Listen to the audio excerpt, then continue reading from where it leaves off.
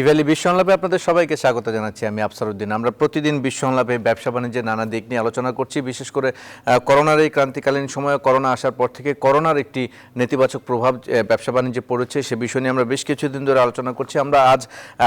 আমরা দেখেছি করোনার কারণে উদ্যোক্তারা নানাভাবে সংকটে পড়ে গিয়েছেন, উৎপাদন ব্যাহত হয়েছে। আমরা দেখেছি যে প্রচলিত পণ্যের যেই রপ্তানি ধারা ছিল সেই ধারায় অনেকটা ভাটা পড়েছে এবং সর্বশেষ প্রণোদনার যে জায়গাটা সেটা নিয়ে অনেক ধরনের প্রশ্ন আছে। সব কিছু মিলিয়ে পণ্যের বহুমুখীকরণের ক্ষেত্রে অনেকে পরামর্শ দিচ্ছেন। বহুমুখী পণ্য উৎপাদনের গুরুত্ব, এই বিষয় নিয়ে আমরা আলোচনায় বসেছি। আজ আমাদের সাথে অনলাইনে যুক্ত আছেন তিনজন অতিথি। আমাদের সাথে আছেন বহুমুখী পাট পণ্য উৎপাদক ও রপ্তানিকারক সমিতির সভাপতি জনাব রাশিদুল করিম মুন্না।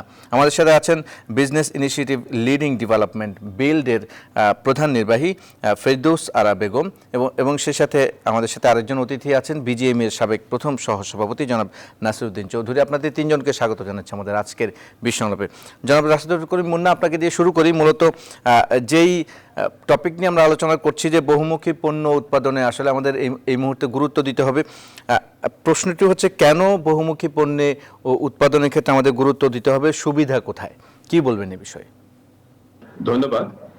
প্রথমত হচ্ছে আমাদের ইন্টারন্যাশনাল মার্কেটে কোভিডের কারণে যেই নেগেটিভ ইম্প্যাক্টটা আসছে, দেখা গেছে আমরা যেই পণ্যগুলা তৈরি করে রপ্তানি করছিলাম বা স্থানীয় বাজারে বিক্রি করছিলাম তার একটা 20 থেকে 30% হচ্ছে গ্রোথ কমেছে।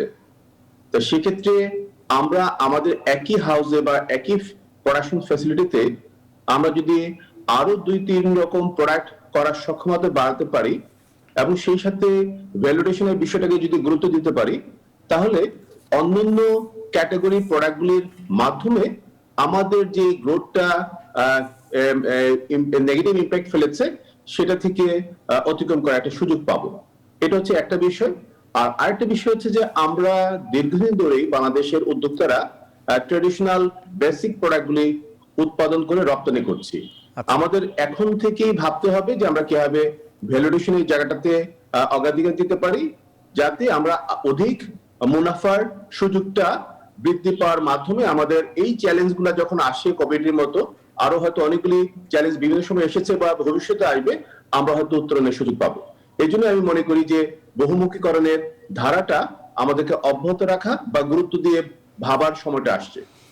জি, অনেক ধন্যবাদ। আমাদের সাথে ফেরদৌস আরা বেগম আছেন, আপনার কাছে একটুবার যেতে চাই। মূলত আমরা যদি বহুমুখী পণ্য উৎপাদনে গুরুত্ব দিই এবং সেই সাথে সেই পণ্যের কাঁচামাল যদি আমাদের সহজলভ্য হয়, সবকিছু খরচ যদি সামলে আমরা এগিয়ে যেতে পারি, সেক্ষেত্রে অর্থনৈতিকভাবে আসলে দেশ কিভাবে উপকৃত হবে, দেশ কিভাবে আসলে আর্থিকভাবে স্বাবলম্বী হবে, কোন দিকে যাবে, কি মনে করছেন? Thank you. আমার যেটা মনে হয়, আমি এইমাত্র যে মিস্টার মুন্না যে বক্তব্যগুলো দিলেন, আমি তার সাথে সম্পূর্ণভাবে একমত। আপনারা জানেন যে এই বছরে আমাদের এক্সপোর্টের টার্গেট হচ্ছে $60 বিলিয়ন এবং আপনারা দেখেছেন এবং উনিও সঠিকভাবে বলেছেন যে এই বছরে আমরা দেখেছি যে আমাদের সিঙ্গেল প্রোডাক্টের উপরে ডিপেন্ডেন্সি থাকার কারণে, যেহেতু আরএমজি সেক্টরের ক্ষেত্রে অনেকগুলো অর্ডার ক্যান্সেল হয়েছিল, এখন অবশ্য কিছুটা রিভাইভ করেছে, বাট স্টিল আমরা দেখতে পেয়েছি যে রিস্কটা কতখানি। তো সেখানে আমরা যে জিনিসটা বলতে চাই, এবং উনি যে ভ্যালু এডিশনের কথাটা বললেন, আমরা কিন্তু একটা বেশ একটা চ্যালেঞ্জের মুখোমুখি পড়বো যখন নাকি এলডিসি গ্রাজুয়েশনের ব্যাপারটা চলে আসবে। সেখানে কিন্তু আমরা যে এক্সিস্টিং যে ভ্যালু এডিশন দিয়ে আমরা যে এক্সপোর্ট মার্কেটে ঢুকতে পারছি, সেখানে কিন্তু ভ্যালু এডিশনের ক্রাইটেরিয়াটা অনেক চেঞ্জ হয়ে যাবে। মানে বেশ অনেক বেশি ভ্যালু এডিশন আমাদের করতে হবে। তার মানে হচ্ছে ডোমেস্টিক রিসোর্স মোবিলাইজেশন অনেক বেশি যেতে হবে।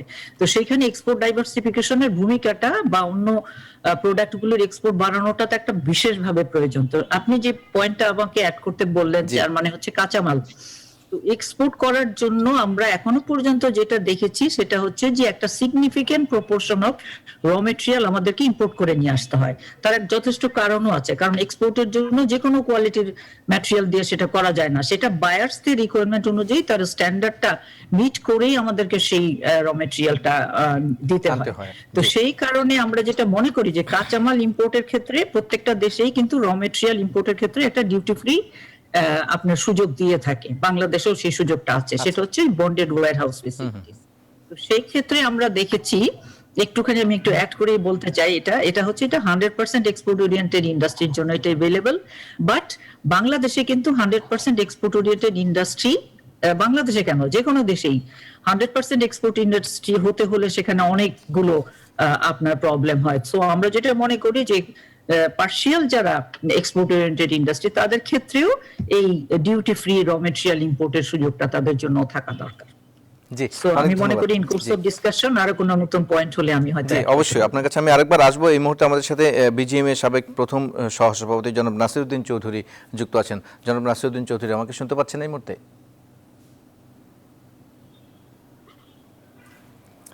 জনাব নাসিরউদ্দিন চৌধুরী শুনতে পাচ্ছেন? হ্যাঁ, হ্যাঁ, জি।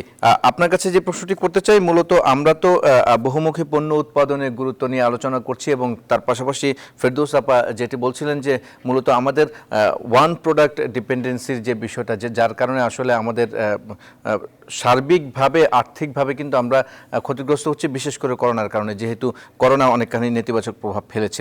আমার প্রশ্ন হচ্ছে, এই করোনার সময়ে কম দামি পণ্যের চাহিদা কিন্তু বেড়েছে, বেশি দামি পণ্যের চাহিদা কমেছে। সেক্ষেত্রে আসলে আর্থিকভাবে দেশ কোন দিকে যাচ্ছে এবং ভবিষ্যতের এক্সপোর্টের বাজার বা রপ্তানির বাজার আসলে কোন দিকে যেতে পারে, কি মনে করছেন আপনি?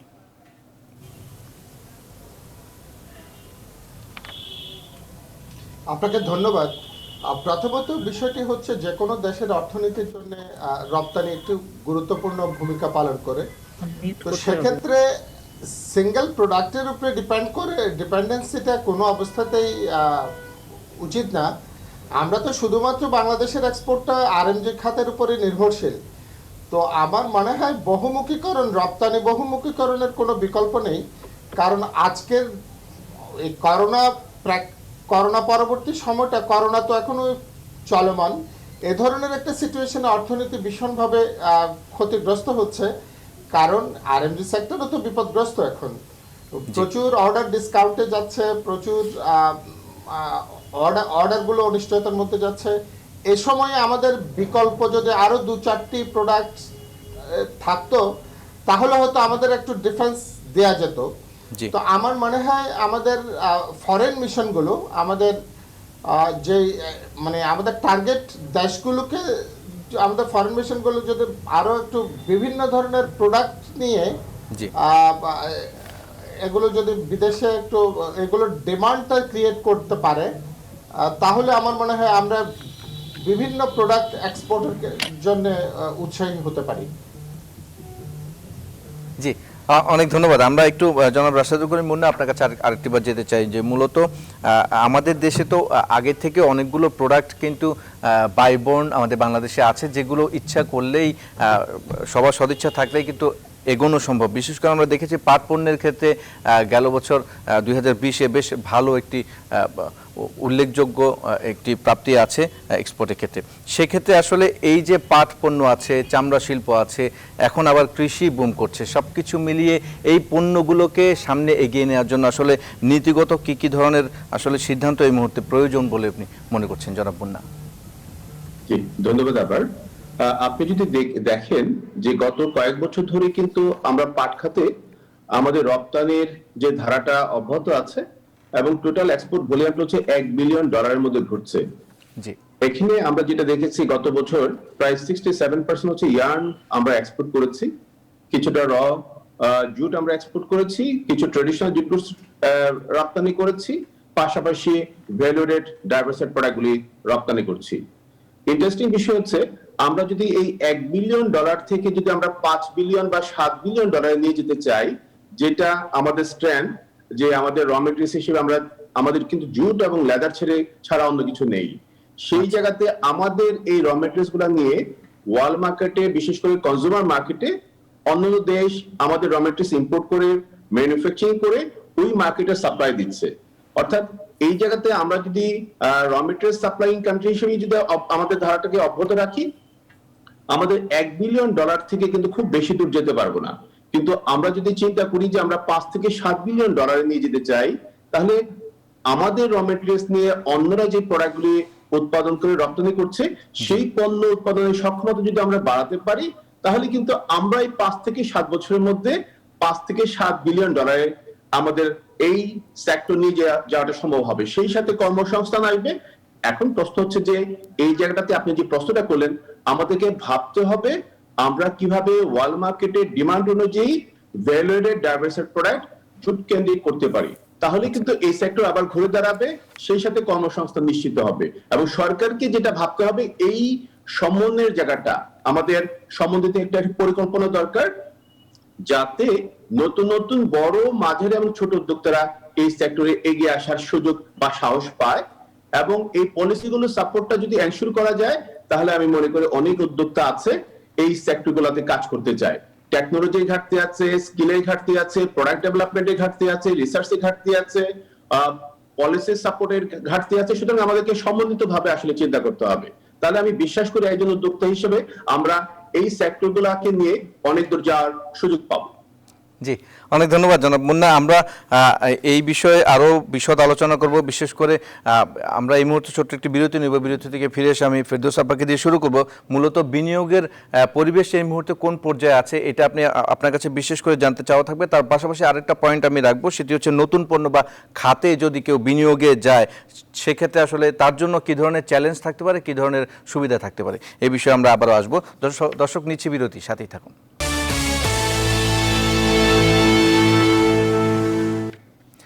আবারও স্বাগত বিশ্ব সংলাপে। আমরা বহুমুখী পণ্য উৎপাদনের গুরুত্ব এই নিয়ে আলোচনা করছি। আমাদের সাথে তিনজন অতিথি যুক্ত আছেন রাশিদুল করিম মুন্না, আছেন ফেরদৌস আরা বেগম এবং আছেন Nasiruddin Chowdhury.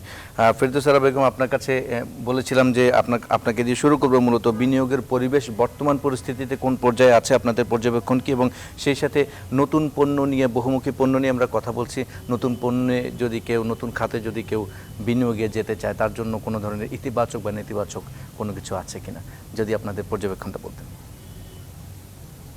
Thank you once again. যেটা আপনি বলেছেন যে বিনিয়োগের পরিবেশ, ডেফিনেটলি বিনিয়োগের ক্ষেত্রে তো বেশ কিছু রিস্ক দেখাই যাচ্ছে, এবং আমরা যেটা দেখেছি এবং সরকারি তথ্যেও যেটা দেখা যাচ্ছে, সেটা হচ্ছে যে বাংলাদেশ ইকোনমিক রিভিউ যেটা প্রতি বছর প্রকাশিত হয় বাজেটের সাথে 2020, সেটাতে আমরা দেখেছি ফর দি ফার্স্ট টাইম কিন্তু আপনার লার্জ এবং মিডিয়াম স্কেলের ইন্ডাস্ট্রিগুলোর আপনার যে গ্রোথ রেট 5.47 হয়েছে, যেখানে স্মলের হয়েছে 7.78%। যদিও আমরা এসএমইদের কথা সবসময় বলে থাকি, কিন্তু দেখা যাচ্ছে কিন্তু যে লার্জ এন্ড মিডিয়ামের গ্রোথটা সবসময় স্মলের থেকে একটু বেশি হয়। কিন্তু ফর দি ফার্স্ট টাইম দেখেছি আমরা যে লার্জ এবং মিডিয়াম স্কেল ইন্ডাস্ট্রির গ্রোথটা কিন্তু কম হয়েছে। তো সেই ক্ষেত্রে আমরা যেটা বলতে পারি বা বুঝতে পারি, সেটা হচ্ছে যে ডেফিনেটলি ডিমান্ডের ক্ষেত্রে আপনার বেশ একটা সিগনিফিকেন্ট ফল, মানে কনজাম্পশন অনেক ফল করেছে। সেই ক্ষেত্রে কিন্তু একটা খুব রিস্কি সিচুয়েশন তৈরি হতে যাচ্ছে। এমপ্লয়মেন্ট শ্রিঙ্ক করে গেছে বেশ সিগনিফিকেন্টলি, এবং সেখানে কিন্তু এমপ্লয়মেন্টের একটা বড় মানে কি বলবো সমস্যার দিকে যাচ্ছে। তো সেই ক্ষেত্রে লার্জ এবং মিডিয়াম স্কেল ইন্ডাস্ট্রিগুলোর ইন্টারেস্টটাকে ডেফিনেটলি আমাদেরকে দেখতে হবে, এবং ইনভেস্টমেন্টের যে পরিবেশ সেটাকে আমার মনে হয় যেভাবে পলিসি সাপোর্ট দিয়ে সেটাকে আপনার সামনের দিকে নিয়ে আসা যায় সেদিকে করতে হবে। তো সেই ক্ষেত্রে আমি যেটা মনে করি, এক্সপোর্টের একটা সিগনিফিকেন্ট কন্ট্রিবিউশন সেখানে আছে, কারণ এক্সপোর্ট হচ্ছে জব ক্রিয়েশনের জন্য সবচেয়ে বেশি বেশ বড় রকম কন্ট্রিবিউশন করে। আপনারা দেখেছেন যে রেডিমেড গার্মেন্টস সেক্টরে আমাদের একটা সিগনিফিকেন্ট এমপ্লয়মেন্ট হয়েছে, এবং আমরা যেটা দেখেছি বিভিন্ন সার্ভেতে, এবং এর খুব রিসেন্টলি প্ল্যানিং কমিশন যে একটা সার্ভে করেছে, সেখানে তারা দেখিয়েছে যে আপনার এগেইন আমি ওই এলডিসি গ্রাজুয়েশনের রেফারেন্সটা একটু দিতে চাই, যে সেইটার ফলেও কিন্তু আমাদের এমপ্লয়মেন্টের ক্ষেত্রে একটা সিগনিফিকেন্ট মানে কি বলে একটা চ্যালেঞ্জ চলে আসবে। সেই ক্ষেত্রে আমি যেটা মনে করি যে আমরা যে কাজটুকু করেছি বা আমরা যে কাজগুলো করতে চাচ্ছি, এবং সরকারকে আপনি যেহেতু জানেন যে বিল্ড একটা এরকম একটা পাবলিক প্রাইভেট ডায়ালগ প্ল্যাটফর্ম, যেটা নাকি সরকারের সাথে খুব ক্লোজলি আমরা কাজ করি। তো সেই ক্ষেত্রে আমরা খুব রিসেন্টলি যে কাজটা করেছি, আমরা 4টা সেক্টরকে নিয়েছিলাম, যেমন leather and leather goods, electronics, agro processing sector এবং লাইট ইঞ্জিনিয়ারিং। এই 4টা সেক্টরের যথেষ্ট পোটেনশিয়ালস আছে, এরা বেশ ভালো জব ক্রিয়েশনও করছে, এবং তাদেরকে একটু সাপোর্ট দিলে তারা কিন্তু এক্সপোর্টে ভালো কন্ট্রিবিউশন করতে পারে। যেমন আমি একটা এক্সাম্পল দিয়েই বলতে চাই, তারা যেটা বলেছে তাদেরকে যদি রিকোয়ার্ড পলিসি সাপোর্ট দেওয়া যায়, এবং এই ক্ষেত্রে রেডিমেড গার্মেন্টস এর কথাটাও আসে, যে যদি নাকি equal support as like as readymade garments এই সেক্টরগুলোকে দেওয়া যায়, যেমন ধরেন বন্ডেড ওয়্যারহাউস ফেসিলিটিস এর একটা কথাই আমি বলি, সেই ক্ষেত্রে যেই সুযোগটা রেডিমেড গার্মেন্টস এর জন্য এলাউড আছে, সেই সিমিলার ফেসিলিটি যদি এই 4টা সেক্টরকে দেওয়া যায়, তাতে করে সেক্টরাল অ্যাসোসিয়েশন গুলো আমাদেরকে যেটা বলেছে, তারা বলেছে যে তারা within a short period of time তারা 4 to 5 বিলিয়ন থেকে 8 to 4 বিলিয়ন ডলার এক্সপোর্ট তারা বাড়াতে পারে। আচ্ছা, তো সেই ক্ষেত্রে আপনি দেখেছেন এক্সপোর্ট ডাইভার্সিফিকেশনেরও একটা বড় সুযোগ তৈরি হতে পারে। At the same time investment, নতুন ইনভেস্টমেন্ট নিয়ে আসার ক্ষেত্রে, at the same time employment ক্রিয়েশনের ক্ষেত্রে কিন্তু জায়গা তৈরি হতে পারে। আমরা খুব স্পেসিফিক্যালি কোন কোন জায়গাগুলোতে আপনার পলিসি সাপোর্টটা বাড়ানো দরকার, এবং যে এক্সিস্টিং যে পলিসিগুলো আছে, একটা যেমন ধর রেডিমেড গার্মেন্ট সেক্টর গুলোর জন্য যেই ধরনের পলিসি সাপোর্ট দেওয়া হয়েছে অনেকটা সিমিলার টাইপ, এবং এই ধরনের সাপোর্ট গুলো যদি এই সেক্টর গুলোকেও এক্সটেন্ড করা যায়, তাহলে কিন্তু এক্সপোর্ট বাড়ার এবং এক্সপোর্ট ডাইভার্সিফিকেশনের যথেষ্ট সুযোগ এখানে তৈরি হবে। অনেক ধন্যবাদ আপনার অনেকগুলো পয়েন্ট। একটা লাস্ট পয়েন্ট একটু বলে দেই। অবশ্যই। প্রাইম মিনিস্টার অফিসে আমাদের বেশ একটা যোগাযোগ আছে, আমরা সেখানে একটা পলিসি পেপার সাবমিট করব, সেখানে আমরা বেশ কিছু রিকমেন্ডেশন নিয়ে আসবো এট দি সেম টাইম। আর একটা লাস্ট কথা আমি একটু বলতে চাই, সেটা হচ্ছে যে আরএমজির ক্ষেত্রেও কিন্তু যথেষ্ট গবেষণা হচ্ছে। আমার মনে হয় সেক্টরাল অ্যাসোসিয়েশন গুলো যথেষ্ট কাজ করছে, তাদেরও কিন্তু একটা ডিফারেন্ট ডিরেকশনে কিন্তু এখন কাজ করবে। আমাদের কিন্তু যে এখন ম্যানমেড ফাইবারে যেতে হবে, অনেক ধরনের নতুন ট্রানজিশন এবং চ্যালেঞ্জও তারা ফেস করছে। আমার মনে হয় সেই দিকগুলো অ্যাসোসিয়েশন ভালো করে চিন্তা করছে। অনেক ধন্যবাদ। আমরা একটু জনাব নাসিরউদ্দিন চৌধুরী আপনার কাছে যেতে চাই। মূলত একসাথে আরএমজি সেক্টরের সাথে যদি অন্যান্য সেক্টরগুলো উঠে আসে, সেক্ষেত্রে কিন্তু অর্থনীতি অনেক দূর এগিয়ে যাবে বাংলাদেশের, নিঃসন্দেহে। আমরা একটি পয়েন্ট আপনার কাছে জানতে চাই। মূলত বায়ারদের সাথে আপনাদের সরাসরি যোগাযোগ হয়, বায়ারদের সাথে আপনাদের সরাসরি কথা হয়, বায়ারদের কিছু ডিমান্ড থাকে, কিছু জাস্টিফাই করার বিষয় থাকে তাদের। কোন কোন বিষয়গুলোকে আসলে আমলে নিলে যে কোনো প্রোডাক্টের ক্ষেত্রে বায়ারদের ম্যানেজ করা সহজ হবে, এই বিষয়টা একটু উল্লেখ করবেন। বিশেষ করে ভ্যালু এডেড প্রোডাক্টের কথা আমরা বলছি, প্রোডাক্টে যদি ভ্যালু এডেড করতে হয় তাহলে কিন্তু বায়ারের যে চাহিদাগুলো সেগুলোকে কিন্তু আমাদের গুরুত্ব দিতে হবে, সেই বিষয়টা একটু বলবেন। আর সেই ক্ষেত্রে আসলে কোনো ধরনের পলিসি সাপোর্ট এই মুহূর্তে দরকার আছে কিনা, কি বলবেন এই বিষয়ে জনাব নাসিরউদ্দিন? হ্যাঁ, ভ্যালু এডিশনের কোনো বিকল্প নেই। আমরা যে এক্সপোর্ট টার্গেট ফিক্স করছি $60 বিলিয়ন মানে এক্সপোর্ট টার্গেট, তো এগুলোর জন্য আমাদেরকে ভ্যালু এডিশনে যেতেই হবে। এখন আমরা টেক্সটাইলের ক্ষেত্রে মানে প্রসিড করতে হবে, কারণ এখনো আমরা ওভেন ফ্যাব্রিকের জন্য চায়নার উপরে ডিপেন্ড করি অ্যাবাউট 60-65%।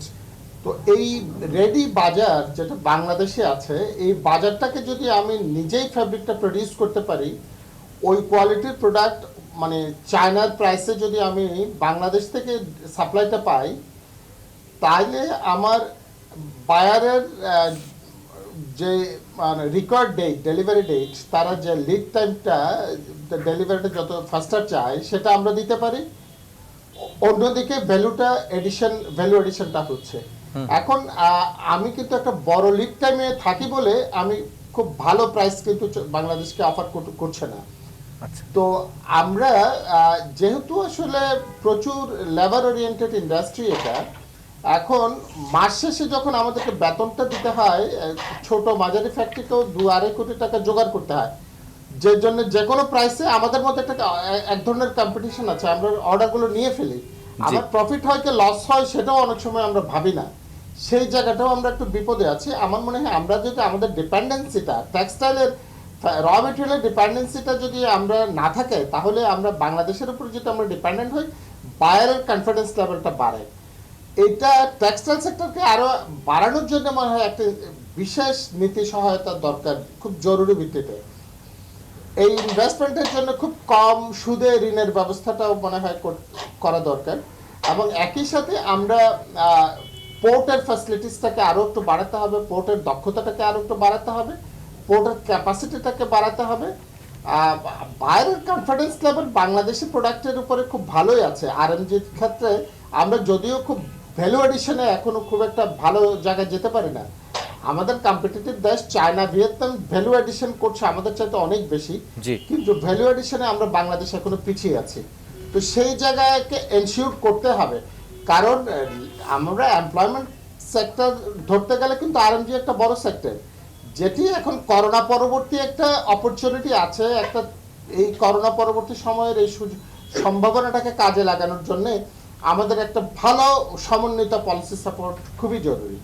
জি, অনেক অনেক ধন্যবাদ, অনেক ধন্যবাদ। আমাদের সাথে রাশিদুল যাতে করে করিম আমার মুন্না আছেন। বিদেশি কাস্টমাররা যেন জি জি আমার এই বিষয়গুলোকে অবজার্ভ করেন। জি, জনাব রাশিদুল করিম মুন্না, উনি যেটি বলছিলেন যে মূলত অনেকগুলো শর্টকামিংসের কথা উনি উল্লেখ করেছেন, বিশেষ করে পোর্টের সক্ষমতার কথা আপনারা অনেকদিন ধরে বলে আসছেন। ভ্যালু এডিশনের জায়গায় ভ্যালু এডিশন হচ্ছে না, কিন্তু আমাদের পণ্য সব বাজারে মূলত বেশ ভালো অবস্থানে আছে। ভ্যালু এডিশনটা কেন হচ্ছে না, এর পেছনে কি আমাদের R&D, আমাদের স্কিলনেস কম, R&Dর স্বল্পতা আছে, টেকনোলজি নাই, এর পাশাপাশি আর অন্য কোনো কারণ আছে কিনা, সরকারি পলিসি সাপোর্টের অভাব আছে কিনা? জনাব রাশিদুল করিম মুন্না।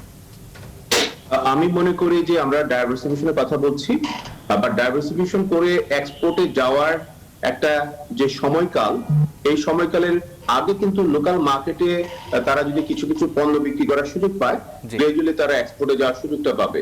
আমরা দেখছি যে অনেকগুলি পণ্য আছে যে সমস্ত পণ্যগুলো আছে অ্যাসেম্বলিরা তৈরি করছে বা কিছু কিছু উদ্যোক্তা তৈরি করছে, কিন্তু তাদের সাপোর্ট দেওয়ার জন্য কিন্তু পলিসি সাপোর্টটা নেই। অর্থাৎ যে কোনো পণ্য যে কেউ হচ্ছে ইম্পোর্ট করছে অবারিত ভাবে।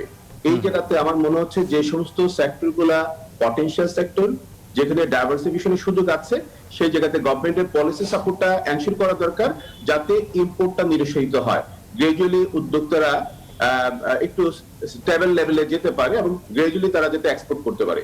পাশাপাশি আমি বলবো যেটা, যে গার্মেন্টস এর মতো অন্যান্য সেক্টরে যারা আসতে চাচ্ছে এক্সপোর্টে, আমরা দেখছি বাইরের সাইড থেকে কমপ্লায়েন্স সার্টিফিকেশন একটা গুরুত্বপূর্ণ ইস্যু হয়ে গেছে। সুতরাং আমাদেরকে এখনই ভাবতে হবে যে ফ্যাক্টরিগুলো তৈরি হতে যাচ্ছে এক্সপোর্টের জন্য, বিশেষ করে ডাইভার্সিফিকেশনের ক্ষেত্রে, সেই ক্ষেত্রে আমরা কিভাবে সোশ্যাল অডিট বেস কমপ্লায়েন্স সার্টিফিকেশনটা নিতে পারি। পাশাপাশি আমাদের যেটা গ্যাপ আছে বা কনসেপ্টের জায়গাতে গ্যাপ আছে, ইন্ডাস্ট্রিয়াল অ্যাপ্লিকেশনে আমরা রিসার্চের জায়গাটাতে ব্যয় করার অ্যাটিটিউডটা নেই এবং সেই ধরনের ফেসিলিটি গুলো অনুপস্থিত। আমি মনে করি আমাদের পার্শ্ববর্তী দেশ যারা ভালো করেছে, তারা রিসার্চে যথেষ্ট গুরুত্ব দিয়েছে এবং সরকার সেখানে এগিয়ে আসছে। সুতরাং কিভাবে ইন্টারন্যাশনাল লেভেলে ডাইভার্সিফিকেশন প্রোডাক্ট আমাদের উদ্যোক্তারা তৈরি করতে পারে, সেই ক্ষেত্রে পলিসি সাপোর্টের পাশাপাশি কিছু সার্ভিস ওরিয়েন্টেড অর্গানাইজেশন কিভাবে বিল্ড আপ হতে পারে, তার জন্য গভর্নমেন্টকে খুব গুরুত্ব দিয়ে ভাবতে হবে। এর সাথে যুক্ত করতে হবে যে এই ডাইভার্সিফিকেশন জায়গাতে কিন্তু অনেক ধরনের টেকনোলজি খুব গুরুত্বপূর্ণ ভূমিকা পালন করে। এই জায়গাতে টেকনোলজি গুলা কিভাবে আমাদের উদ্যোক্তারা নিতে পারে এবং সর্বোপরি হচ্ছে যে ইন্টারন্যাশনাল মার্কেটের ডিমান্ড বা ডিজাইন বা ট্রেড অনুযায়ী আমাদের উদ্যোক্তারা সেই পণ্য উৎপাদনের সক্ষমতা কিভাবে বাড়াতে পারে এবং সেই পণ্যগুলা যখন হচ্ছে ইন্টারন্যাশনাল মার্কেটে রেসপন্স করছে, আমাদের যে হিউম্যান রিসোর্স আছে সেই জায়গাতে আমরা কিভাবে আপগ্রেড করতে পারি। একটা জিনিস আমি বলতে চাই, কোভিড এর কারণে কিন্তু ইন্টারন্যাশনাল মার্কেটে হ্যান্ডমেড বা সেমি হ্যান্ডমেড প্রোডাক্টের জায়গাতে চায়না থেকে যে ইম্পোর্ট করার যে প্রক্রিয়াটা ছিল, সেটা কিন্তু অনেক ক্ষেত্রেই বাইরে ভাবছে যে অল্টারনেটিভ সোর্স থেকে কিভাবে নিতে পারে। সুতরাং এটা একটা ভালো নিউজ, যেটা একজন এক্সপোর্টার হিসেবে এই কথাটা বলছি। এই সুযোগটা বাংলাদেশের উদ্যোক্তারা কিভাবে নিতে পারে সেটা আমাদের ভাবতে হবে। অসংখ্য ধন্যবাদ জনাব রাশিদুল করিম মুন্না। আমরা আপনারা তিনজন আমাদের সাথে যুক্ত আছেন এই মুহূর্তে ইভেল এই সংলাপে। আমরা ছোট্ট একটি বিরতি নিচ্ছি, বিরতির পর আমরা আরো কিছু সমাধানের পথ খুঁজে বের করব আপনাদের কাছ থেকে। দর্শক, নিচ্ছি বিরতি, সাথেই থাকুন।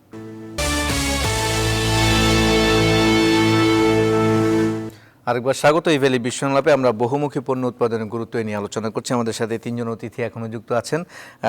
রাশিদুল করিম মুন্না, আছেন ফেরদৌস আরা বেগম এবং জনাব নাসিরউদ্দিন চৌধুরী।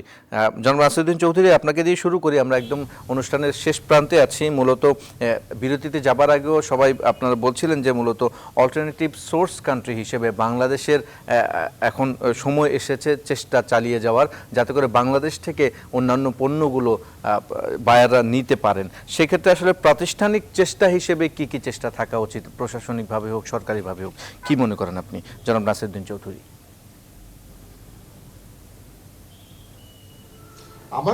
আমার মনে হয় বাংলাদেশের সম্ভাব্য রপ্তানিযোগ্য প্রোডাক্টগুলো বিভিন্ন সেক্টরের কৃষি পণ্য হতে পারে, সেটা শিল্প পণ্য হতে পারে, কটেজ পণ্য হতে পারে, ছোট ছোট হ্যান্ডিক্রাফট হতে পারে। যত ধরনের সম্ভাব্য পণ্য বিদেশের বাজারে সমাদৃত হবে সেগুলোর একটি ফরেন মিশনগুলোতে প্রোডাক্ট গ্যালারি থাকতে পারে। তো আমাদের প্রোডাকশনগুলো যেন বিদেশিদের ইনভাইট করে আমাদের প্রোডাক্টগুলোর সাথে যদি ইন্ট্রোডিউস করে দেওয়া যায়, তাহলে বিদেশি ব্যবসায়ীদের যদি কোনো একটা প্রোডাক্টের উপর আগ্রহ তৈরি হয়, সেটি হয়তো আমার রপ্তানির এক্সপোর্ট বাস্কেটে একটা নতুন পণ্য যুক্ত হলো। তো সেই ধরনের পরিকল্পনা যদি আমাদের সরকারিভাবে নেওয়া হয় এবং বিদেশি মিশনগুলো থেকে কিন্তু তাদের দায়বদ্ধতার মধ্যে এটি রাখতেই হবে, রপ্তানি উন্নয়নের জায়গায় কিন্তু তারা ভালো ভূমিকা রাখতে পারে। জি, তারা আমার দেশের অর্থনীতির কিন্তু বিদেশি মিশনগুলো কিন্তু যদি প্রপার ভূমিকা রাখে, তাহলে নতুন নতুন পণ্য ইন্ট্রোডিউস করতে পারে বিদেশের বাজারে। এখন সারা বছরে যদি প্রত্যেকটা জায়গায় যদি চেষ্টা করা হয়, দুটি পণ্য যদি আমাদের বিদেশি কাস্টমারদের কাছে পরিচিত করতে পারে, আর এবছর দুটি পণ্য ইন্ট্রোডাকশন হলো, আগামী বছর 4টি হবে, 10টি হবে, এভাবেই তো ডাইভার্সিফাই হবে। জি। আমরা বিদেশের সাথে আমাদের সংযোগটা কিন্তু খুব ভালোভাবে ঘটাতে হবে, সেই জায়গাটিকে গুরুত্ব দিতে হবে এবং সেই জায়গায় মনে হয় একটা জবাবদিহিতার মধ্যে আমাদের ফরেন মিশনগুলোকে আনতে হবে। শুধুমাত্র আমরা আরএফজির উপর নির্ভরশীল হলে কিন্তু বেশি দিন আমরা এগোতে পারবো না। আমাদের এক্সপোর্ট মানে টার্গেটটাকে কেন 100 বিলিয়নে আমরা যাব না? তো সেই জায়গায় আমরা বড় একটা স্বপ্ন দেখতে চাই। সে স্বপ্ন পূরণে কিন্তু সবাই সমন্বিতভাবে এগিয়ে গেলে এগিয়ে যেতে হবে। অসংখ্য ধন্যবাদ, অসংখ্য ধন্যবাদ জনাব নাসিরউদ্দিন চৌধুরী। অনেক সুন্দর করে আপনি গুছিয়ে বলেছেন। আসলে সার্বিকভাবে সবাইকে সমন্বিতভাবে চেষ্টা করে ধাপে ধাপে আমাদের এগিয়ে যেতে হবে ডাইভার্সিফিকেশনের দিকে। অনেক ধন্যবাদ জনাব নাসিরউদ্দিন চৌধুরী আমাদের সাথে যুক্ত হওয়ার জন্য। আমরা এবার একটু জনাব রাশিদুল করিম মুন্না আপনার কাছে যাব। আমরা কি দেশীয় বাজার যেটা আছে সেই দেশীয় বাজারকে কিভাবে ব্যবহার করে এই প্রোডাক্ট ডাইভার্সিফিকেশনের জায়গাটা ঠিক রেখে আমরা দেশীয় বাজার থেকে লাভ তুলে আনতে পারি? দেশীয় বাজারকে কিভাবে আসলে ইউটিলাইজ করা যায় প্রোডাক্ট ডাইভার্সিফিকেশনের ক্ষেত্রে, কি মনে করছেন? আপনাকে আবারও ধন্যবাদ। আমি গত 2 সপ্তাহ আগে বগুড়া লাইট ইঞ্জিন ক্লাস্টারে গিয়েছিলাম এবং আমি তাদের যে উন্নয়নটা দেখেছি, আমি সত্যি ইমপ্রেসড। প্রশ্নটা হচ্ছে, এই ধরনের পণ্য যখন হচ্ছে তারা স্থানীয় বাজারে বিক্রি করতে যাচ্ছে, আমি দেখেছি যে বিভিন্ন স্তরে ইম্পোর্ট থেকে আবার লোকাল সেলস এবং যে পারচেজ করবে প্রায় 30% হচ্ছে ট্যাক্স অতিরিক্ত হচ্ছে। বাট একই পণ্য ওই ইন্ডাস্ট্রি যদি ইম্পোর্ট করে তাহলে হচ্ছে অলমোস্ট 0% ট্যাক্সে সে ইম্পোর্ট করতে পারছে। সুতরাং স্বাভাবিকভাবে কিন্তু সে ভালো পণ্য হওয়া সত্ত্বেও সেখানে স্থানীয় বাজার থেকে সোর্সিং করছে না। সুতরাং এই যে একটা ব্যারিয়ার। আবার আমি যদি বলি যে আমি গত 2 মাস আগে হচ্ছে রাজশাহীতে গিয়েছিলাম পাদুকা শিল্প ক্লাস্টারে। তারা চমৎকার জুতো বানাচ্ছে। এখন যে পরিমাণ জুতো হচ্ছে ইম্পোর্ট হচ্ছে, অনেক ক্ষেত্রেই তারা সেটা টিকতে পারছে না, তাদের প্রাইসটা ইম্পোর্টের সাথে তারা কম্পিট করতে পারছে না।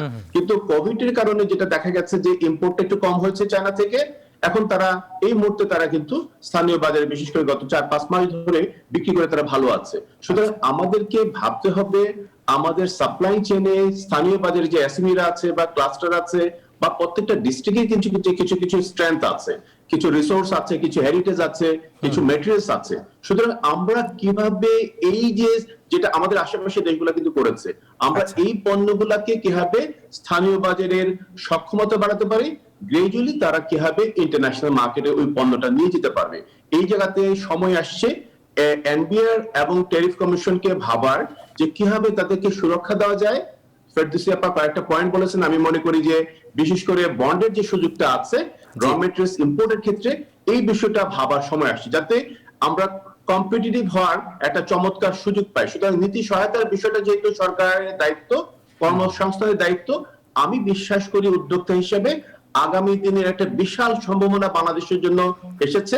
স্থানীয় বাজারে আমরা কিভাবে এই প্রোডাক্ট ডাইভার্সিফিকেশনের মাধ্যমে গ্রো করতে পারি এবং গ্রাজুয়ালি ইন্টারন্যাশনাল মার্কেটে আমাদের জায়গা করে নিতে পারি। কারণ সাউথ এশিয়াতে আমাদের মাথায় রাখতে হবে যে বিশেষ করে যে সমস্ত প্রোডাক্টের উৎপাদন খরচ 25 থেকে 40% এই যেখানে হিউম্যান রিসোর্স হচ্ছে যুক্ত, এই জায়গাটাতে হচ্ছে বাংলাদেশের সম্ভাবনা। সুতরাং এখানে product diversification, innovation, product development এবং অপরচুনিটি আমরা কিভাবে ম্যাচ মেকিং এর জায়গাটাতে একটা সমন্বিত পরিকল্পনার মাধ্যমে অগ্রসর হতে পারে, এই ভাবনাটা কিন্তু খুব গুরুত্ব অনেক সহকারে অনেক ভাবা ধন্যবাদ দরকার। অনেক ধন্যবাদ জনাব রাশিদুল করিম মুন্না। আমরা ফেরদৌস আপা আপনার কাছে যাব জনাব মুন্নার কথা ধরেই, যে মূলত নীতি সহায়তার জায়গাতে তিনি বলছিলেন এসএমই খাতের জন্য, এসএমই ছোট উদ্যোক্তা কটেজ শিল্পের সাথে যারা জড়িত তাদের সবকিছুই কেমন যেন একটু ছাড়া ছাড়া থাকে, বিশেষ করে প্রণোদনার জায়গাটাও আমরা দেখেছি, কিন্তু তারা ব্যাংকের মাধ্যমে যে প্রণোদনা নেবেন সেটা আসলে কোনো ধরনের পথ তাদের জন্য করা নেই,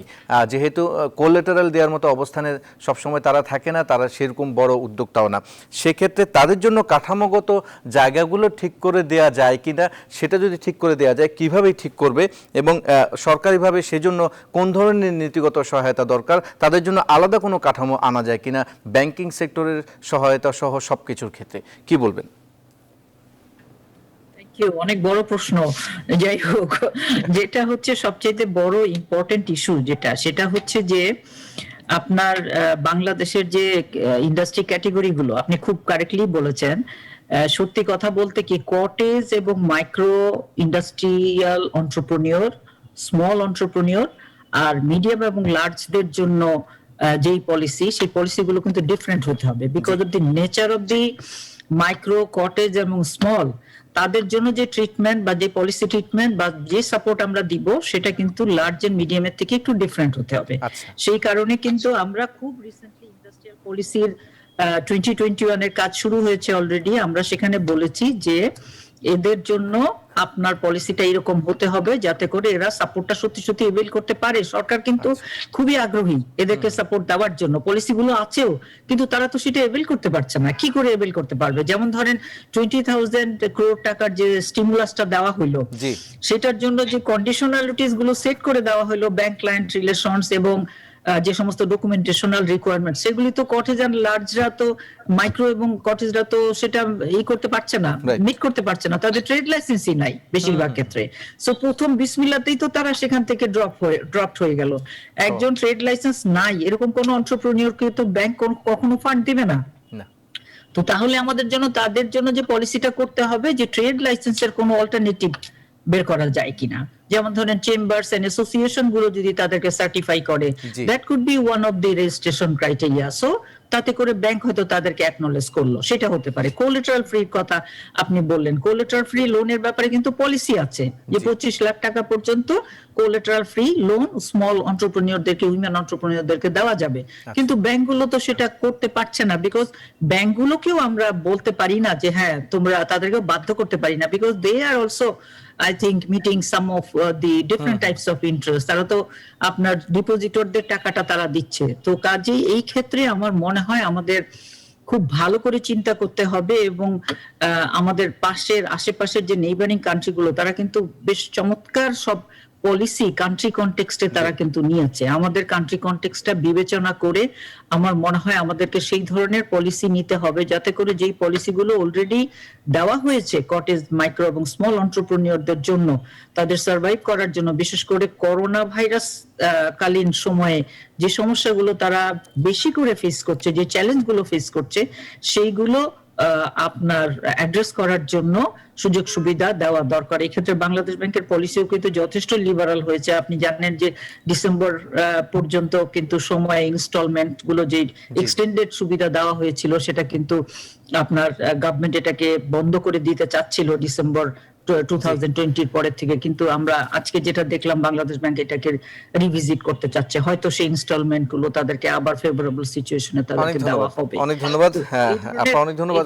অনেক ইস্যু আছে যেগুলো আমার মনে হয় বিভিন্ন আলোচনা, আমাদের আসলে সময় স্বল্পতার কারণে আমরা আর আগাতে পারছি না। আপনি অনেকগুলো চিন্তার খোরাক দিয়েছেন, অনেকগুলো সমাধানের পথ দেখিয়েছেন আপনি, এবং আমাদের সাথে জনাব রাশিদুল করিম মুন্না আছেন এবং ফেরদৌস সারা বেগম। আপনারা দুইজনকে অসংখ্য ধন্যবাদ আমাদের আজকের অনুষ্ঠানে যুক্ত হওয়ার জন্য। সেই সাথে ধন্যবাদ জানাচ্ছি নাসিরউদ্দিন চৌধুরী যিনি ছিলেন আমাদের সাথে। তিনজনকে ধন্যবাদ জানাচ্ছি আমাদের সাথে যুক্ত হওয়ার জন্য। আপনারা সবাই ভালো থাকবেন, সুস্থ থাকবেন। দর্শক বিদায় নিচ্ছে আজকের এই ভ্যালি বিশ্বংলাপ থেকে। পরবর্তী পর্ব দেখার আমন্ত্রণ রইল। সবাই ভালো থাকবেন।